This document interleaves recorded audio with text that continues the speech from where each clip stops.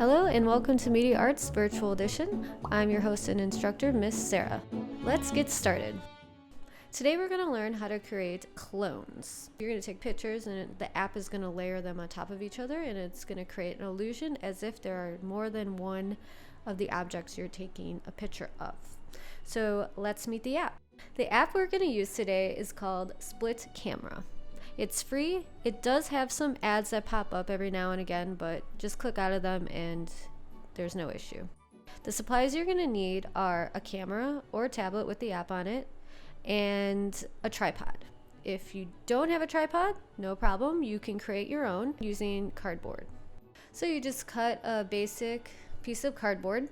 It's about 8.5 inches long and about 2 inches wide, and then you cut little ridges just based on how thick your tablet or phone is, and then make sure you test it before you get started just so you don't accidentally break your phone. If you need it to be taller, you can put it on a stack of books, but again, you want to make sure it's secure before you get started. Here is a zoom out of my camera setup. Here is what it would look like if you use the cardboard tripod as well. We're going to start off with just a double exposure, so just 2 photos. And as you can see on our left side of the screen, it's an active camera. On the other side, it's blurry. So we're just taking pictures on the left side. So we're going to use Barry the Bear. We're going to place him anywhere we want. He's nice and focused. We take a picture with this colorful circle thing right here. And then this is our picture. And then here on our right is our active camera. So I'm going to move him over here and take another picture.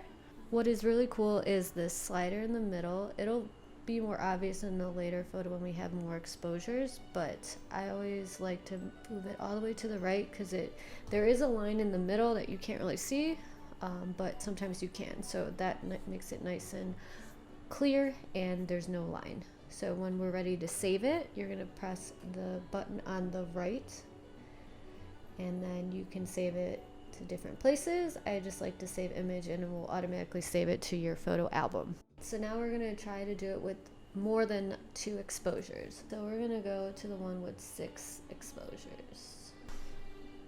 And again, you can use humans if you want. You can use inanimate objects, like what I'm doing. You just have to direct your model to not be cut off, because you can easily cut off the bear's body and it'll look weird. And then you're going to be able to, you'll see more of the effect right now with this slider. And there you go. There is our cloning app. And so you can create some really cool, fun pictures that you can share with your family and friends.